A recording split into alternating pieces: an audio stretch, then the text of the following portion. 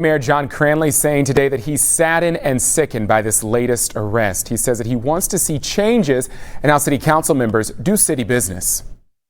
For the last, 10 years or so, the culture's really shifted to legislators trying to be deal makers and then obviously engaging in criminal activity in some cases.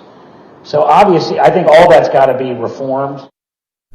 And Local 12's Jenna Cisneros has that part of the story for us tonight. She's been talking to council members about these developments today. And as you can see, Jenna's live there at City Hall. And Jenna, what are they feeling about what the FBI is calling, quote, a culture of corruption?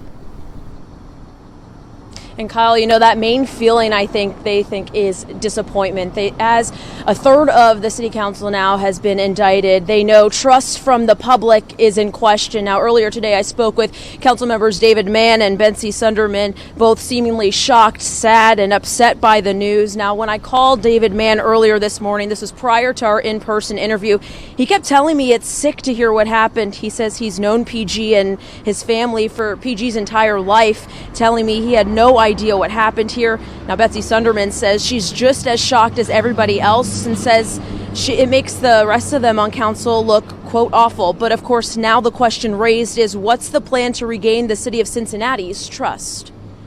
We need to separate the city council members individually from negotiation deals with the developers. The only people who should be dealing with the details of proposed deals with developers is the city administration and the mayor, not the rest of us. So I will be proposing a charter amendment. Once someone's indicted for corruption, they're automatically suspended from voting.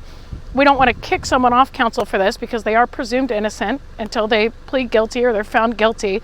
So suspended from voting, but then once they're convicted, if that happens, then they would be automatically removed from council.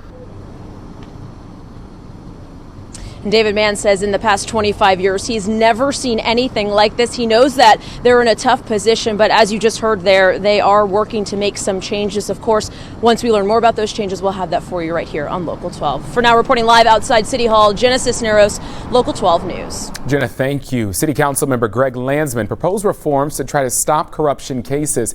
He's calling for the city to establish an ethics commission for oversight and also transparency. Also, he wants the city to hire an ethics and good government officer to lead reform efforts. Landsman also proposing campaign finance changes, more disclosures for people and groups making campaign contributions.